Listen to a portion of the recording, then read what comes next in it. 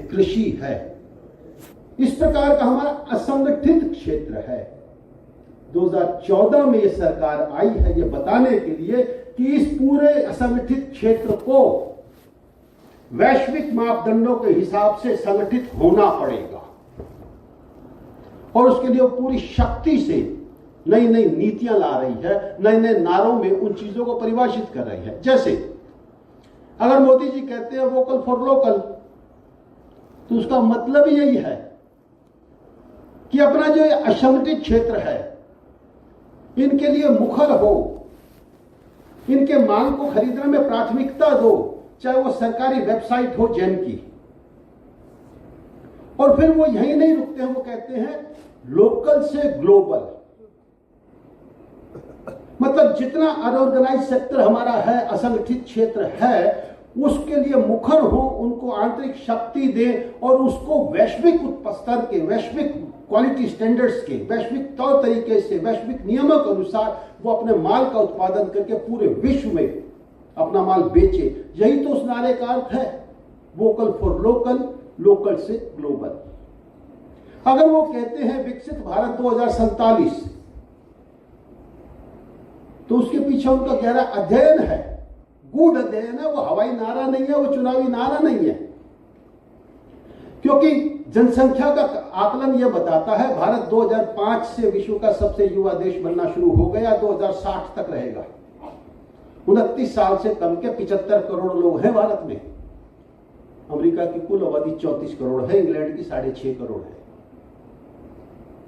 अर्थव्यवस्थाओं का अध्ययन बताता है कि जिस देश में, जिस कालखंड में युवा सर्वाधिक रहे, उस देश ने उतनी आर्थिक तरक्की करी, क्योंकि युवा का शौक होता है, वो चीजें खरीदता है, वो घूमता है, वो फिरता है, वो 2 जीन्स खरीदता है, एक फटी भी खरीदता है, गॉगल्स खरीदता है, मोबाइल भी हर दूसरा साल में बदलता है, उसका कवर भी फैंसी लेता है। बुजुर्ग जरूरत का खरीदते हैं। तो 2005 से 2060 तक हम सर्वाधिक युवा देश हैं। इसीलिए तो सारी रेटिंग एजेंसी कहते हैं कि भारत की विकास दर 7% रहेगी, पूरी दुनिया की विकास दर 1 या 2%, क्योंकि बूढ़ों के देश हो गए हैं। वो पजामा कमीज पहनते हैं तो बेटे का पुराना पहन लेते हैं। तो जहां युवा देश हैं, 2060 तक हमारे पास ये अवसर है। हम सप्लाई कंस्ट्रेंट है, हमारे यहां मांग है, हमारा विश्व का सबसे तेज बढ़ता हुआ बाजार है, हमारे पास विश्व का सबसे बड़ा बाजार है, लेकिन हमारे पास गांव गांव में उत्पादन तंत्र नहीं है। अगर वो उत्पादन तंत्र खड़ा हो जाए तो विकसित भारत 2047, वो नारा उस अध्ययन में से निकला है। हमारे पास बेचने के लिए बाजार है, विदेशी आके बेच रहे हैं, जिसके कारण से हम 250-300 अरब डॉलर के विदेशी व्यापार के घाटे में चले जाते हैं। अगर वो माल यहीं बने, गांव गांव में उद्योगों की श्रृंखला लगे, प्रशासनिक अधिकारी दिल खोल के सहयोग करें, मैक्सिमम गाइडेंस दे, चाहे 5 बज गए तो 7 बजे तक ही बैठे, और अगर ऐसा हम कर गए तो 2047 तक हम अपनी ही मांग को पूरा करने के लिए गांव गांव में जाल बिछा जाएंगे। तो यही तो विकसित भारत है 2047। और क्या है? आप भाग्यशाली हो, हजारों वर्षों में ऐसा युग आया है जब आपके सामने चारों तरफ से अनुकूलता है। यह हर युग में नहीं आती। कितनी चीज चाहिए होती है व्यापार के लिए? पैसा, काम करने वाले हाथ, माल कहां बेचे, वो बाजार। तीनों चीज भारत के पास है। 100 करोड़ के हमारे पास वर्किंग पॉपुलेशन है, मतलब 200 करोड़ हाथ हमारे पास हैं। 142 करोड़ लोगों का बाजार है जो सबसे तेजी से बढ़ रहा है, एस्पायरेशनल मार्केट है। काम करने वाले हाथ है, माल बेचने के लिए बाजार है। रही बात पैसे की, कहां से आएगा? भारत में दुनिया के लोगों का अनुमान है कि दुनिया का, पूरी दुनिया में जितना सोना है उसका आधा अकेले भारत में समाज के पास, मंदिरों के पास है, लगभग 24,000 टन। अमेरिका के कुल गोल्ड रिजर्व 81 से 34 टन के हैं। चलो वो भी अनुमान है, छोड़ दो। पिछले 1 वर्ष का आंकड़ा देता हूं मैं। स्वदेशी जागरण मंच के राष्ट्रीय संयोजक, जो कि जाने माने, देश के नहीं दुनिया के जाने माने फाइनेंस एक्सपर्ट है, चार्टर्ड अकाउंटेंट है, उनका आंकड़ा है कि भारत पिछले वर्ष 950 अरब डॉलर का भारत ने या तो सोना खरीदा है और या छोटी छोटी गुल्लक में बचत करके बैंकों में जमा कराया है। मतलब हमारी डोमेस्टिक सेविंग्स और गोल्ड परचेज पिछले साल की 950 अरब डॉलर की है। 20 दिन पहले अखबार में छपी 120 अरब डॉलर। 3 करोड़ भारतीय पूरे देश में फैले हुए हैं, अलग अलग कंपनियों के सीईओ हैं, उनमें प्रतिभा है, कतर में भी है, दुबई में भी है, यूएई में भी है, आप भी दुबई में एक बड़ी कंपनी में। 3 करोड़ भारतीयों ने 120 अरब डॉलर वित्तीय वर्ष 23-24 में भारत में भेजा। तो $1 ट्रिलियन से ज्यादा एक साल की हमारे पास कैपिटल है। एफडीआई कितनी आई पिछले साल? 75 अरब डॉलर।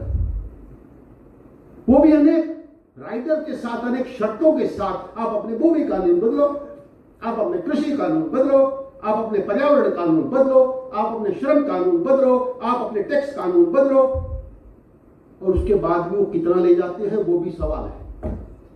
तो 75 अरब डॉलर मात्र पिछले वर्ष एफडीआई आई, और हमारे पास $1 ट्रिलियन,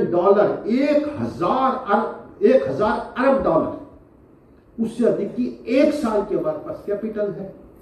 मतलब पूंजी हमारे पास, कहां माल बेचे, बाजार हमारे पास, कारखानों में काम करने के लिए 100 करोड़ लोग हमारे पास, और क्या चाहिए? बीमारी क्या हुई? हमने रोजगार को नौकरी मान लिया, वो मैकाले कर गया था। तो यही तो स्वावलंबी भारत अभियान है। मैकाले जो कर गया 200 साल तक, जो एक गांव से युवाओं का नैरेटिव खत्म कर दिया। रोजगार मतलब नौकरी, काम मतलब नौकरी नहीं, वो नैरेटिव को वापस लाना है।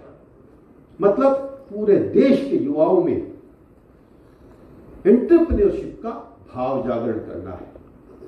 दूसरा, उनकी हैंड होल्डिंग करनी है, तो जिला स्वावलंबन केंद्र, और ये करते हुए हमें 2047 तक भारत को समृद्ध बनाना है। सीआईआई का भी यह आकलन है। सीआईआई है देश के जाने माने जो कॉर्पोरेट संगठन है, कन्फेडरेशन ऑफ इंडियन इंडस्ट्रीज, उसका यह आकलन है $1 ट्रिलियन एक साल की जो ये पूंजी है। भारत विश्व का सबसे बढ़ता हुआ बाजार 2, और ये 100 करोड़ हाट 3, इनका ठीक से संयोजन हो जाए तो भारत 2047 तक $40 ट्रिलियन की अर्थव्यवस्था बन सकता है। We have the potential to be the world's largest economy. America की आज 24-25 ट्रिलियन की है। चीन ने एड़ी चोटी का जोर लगा दिया, समस्त पर्यावरण नष्ट कर दिया, एक बच्चे से अपने पूरा सामाजिक तंत्र खत्म कर लिया। वहां बुआ नहीं, चाचा नहीं, मामा नहीं, भाभी नहीं, जीजा नहीं, साला नहीं, भतीजी नहीं, सालज नहीं, सिंगल चाइल्ड से पूरे समाज का ताना बाना नष्ट कर दिया, तो वो 17 ट्रिलियन पे पहुंचा है। हम अपने पर्यावरण को दुरुस्त रखते हुए, अपनी संस्कार को दुरुस्त रखते हुए, अपनी संस्कृति को दुरुस्त रखते हुए, अपनी भूमि की उर्वरता को दुरुस्त रखते हुए, अपने भूजल को ठीक रखते हुए, पर्यावरण को ठीक रखते हुए $40 ट्रिलियन की अर्थव्यवस्था बन सकते हैं। इसलिए प्रधानमंत्री जी जब कहते हैं कि अगले 5 वर्ष 1000 सालों की हम नींव रखेंगे समृद्ध भारत की, तो उसके पीछे ये उनका कैलकुलेशन है, ये उनका डेटा है, ये उनका संकल्प है। उसके लिए किस चरण में क्या क्या करना है? तो कहने का मतलब वोकल फॉर लोकल, लोकल से ग्लोबल, विकसित भारत 2047, और अगले 5 वर्षों में हम 1000 सालों के लिए भारत समृद्धि, विश्व समृद्धि को प्राप्त करें। उसके लिए हम काम कर सकते हैं, हमारे पास पूरा रोड मैप है। और बंधुओं, एक बात समझ लो, यह हमारा मानवीय दायित्व भी है, क्योंकि पूरा विश्व व्याकुल है कि किस रास्ते पर जाए। उनके अध्यात्म में वो दर्शन नहीं है कि विश्व को चलाया कैसे जाए। पश्चिम के पास जब समृद्धि आती है तो वो संस्कारों को नष्ट करने दौड़ता है। उसके पास वो दर्शन ही नहीं है कि इस समृद्धि को बचाऊं कैसे, तो हम कहते हैं 7 जन्मों का साथ। वो तब कहते थे जब दुनिया की जीडीपी में हमारा 34% शेयर था। हम समृद्ध थे, लेकिन हम संस्कृति को नष्ट नहीं करने दौड़े। और हमने कहा, जब हम विश्व की सर्वाधिक अर्थव्यवस्था थे 34-35% के साथ, तब हमने कहा 7 जन्मों का साथ, क्योंकि हम समृद्धि को पचाना जानते थे। उनके पास 24% की समृद्धि आई अमेरिकी के पास, वो नाचने लगे 1 जन्म में 7। तो उनके पास समृद्धि को पचाने का दर्शन नहीं है। और चीन के पास जब समृद्धि आती है तो वो दूसरे देशों को रौंदने चलता है। भारत की जब 35% जीडीपी थी, भारत ने किसी देश पे आक्रमण नहीं किया, कभी साम्राज्यवाद में विश्वास नहीं किया। भारत से अगर लोग प्रभावित हुए तो उसके संतों के कारण हुए, उसके आध्यात्मिक दार्शनिकों के कारण हुए, भारत की संस्कृति के कारण हुए। सेना के बल पर भारत ने कभी किसी दूसरे की सीमाओं को लांघने का प्रयास नहीं किया। चीन के पास जब 17-18% मात्र समृद्धि आती है तो वो दमन करने निकलता है। तो इन दोनों विचारधाराओं के पास वो दर्शन ही नहीं है। इसलिए हमारी वैश्विक मानवता जिम्मेदारी है कि हम इस समृद्धि को टेक ओवर करें, क्योंकि हमारे पास वो दर्शन है कि समृद्धि को पचाना कहते हैं, और उसको पचा कर फिर वापिस न केवल भारत बल्कि विश्व कल्याण में कैसे लगाना है। इसलिए भी ये हमारा एक राष्ट्रीय दायित्व है कि हम विकसित भारत 2047, जिसका टूल है स्वावलंबी भारत अभियान, सरकार नहीं है, सरकारों में इतनी ताकत हो ही नहीं सकती कि वो परिवर्तन ला सके। आगे समाज, साथ चले सरकार, परिवर्तन व्यवस्था का तभी आएगा दोस्तों। और ये संयोग है कि अभी जो ये समय हमारा चल रहा है 2047-2060 तक, जो वो कहते हैं 25 वर्षों की मैं तैयारी, विजन है मेरा, तो वो यही है कि सरकार अनुकूल है, समाज स्वावलंबी भारत अभियान के साथ बैनर तले साथ खड़ा है, तो आगे समाज चलेगा। और सरकार हर तरीके की, चाहे वो विधायिका हो, चाहे वो ब्यूरोक्रेसी हो, चाहे जितने भी सरकार के खंभे हैं, वो साथ चलेंगे। और निश्चित रूप से हम विकसित भारत 2047 में हम भारत को समृद्धि, विश्व समृद्धि का एक केंद्र बनाएंगे। इसी के साथ मेरा समय पूर्ण हुआ। आपके ध्यान से सुना, बहुत बहुत धन्यवाद।